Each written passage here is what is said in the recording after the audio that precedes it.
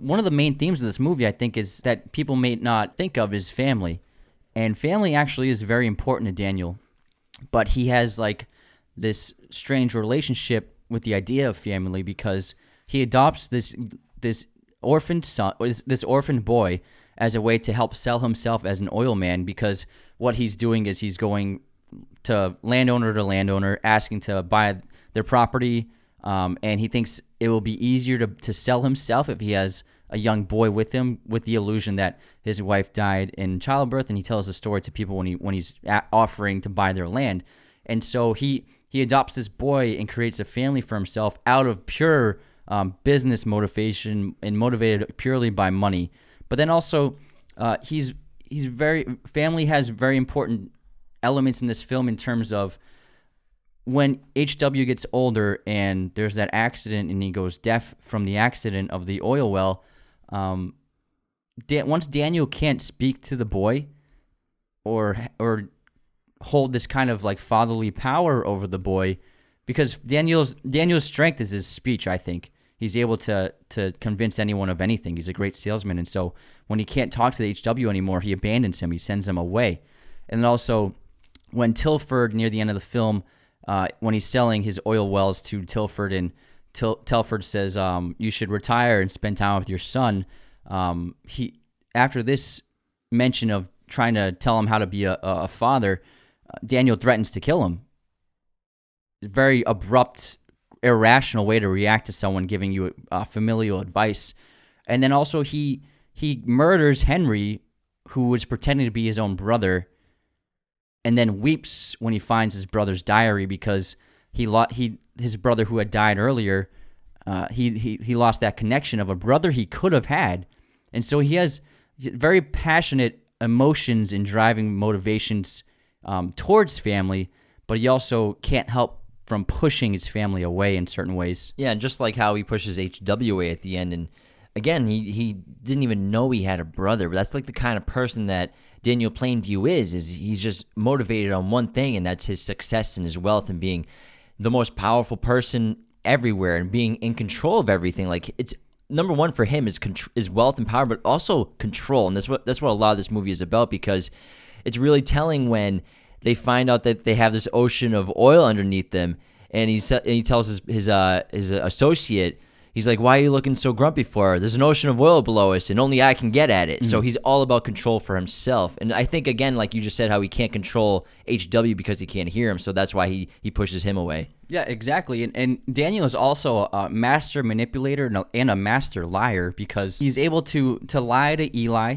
and his father to buy the land, as he tells them that he wants to buy the land to give his son a dry climate to live in because he's sick.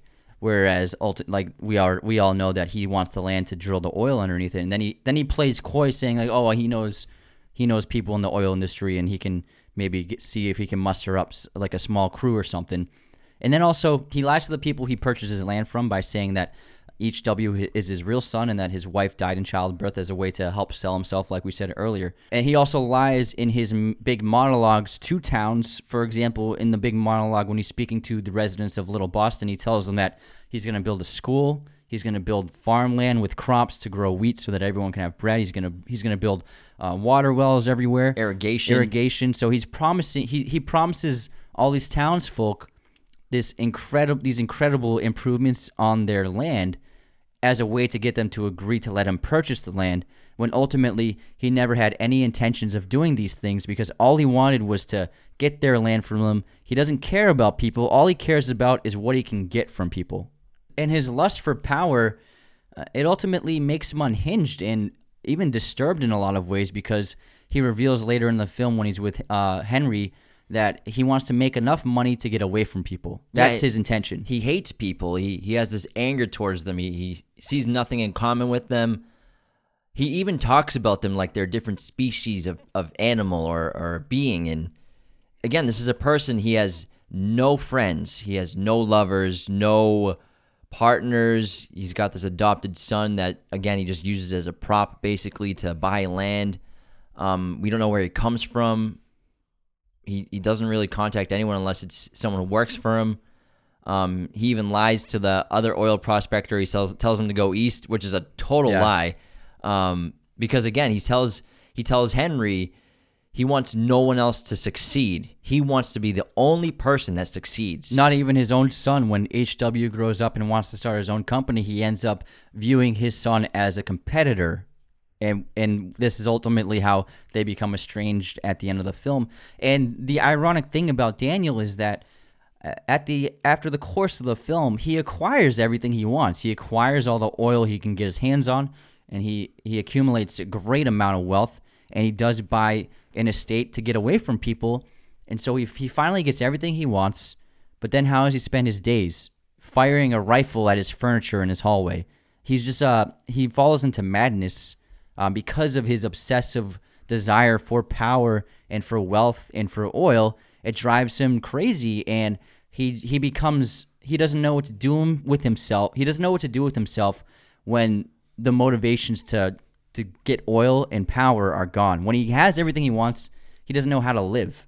I think it's maybe not so much that. I think it's like he tells his half-brother, fake half-brother, that he hates everyone. I think maybe he even hates himself too, because he obviously spends all of his time just drinking and doing self-destructive behaviors. And again, this is a person who I like to say sold his soul to the devil to get fortune and success.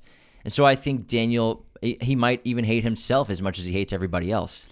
Yeah, and I think you're right. He's very self-destructive, and that the final line of the film I really love is after he kills Eli, he says, "I'm finished." He's saying that he is finished because he got everything he wanted, and then he pushed his son away, his final piece of family, so now he's alone, and then he killed his greatest adversary, Eli, and so there's nothing left to do. He really is just finished with his life. Thank you for watching Raiders of the Lost podcast. Hit that subscribe button and notification bell. Listen to the audio format of Raiders of the Lost podcast on Spotify, Apple Podcasts, Google Podcasts, and wherever you listen to podcasts. New episodes every Monday and Thursday. Support us on Patreon at patreon.com/Raiders of the Lost podcast.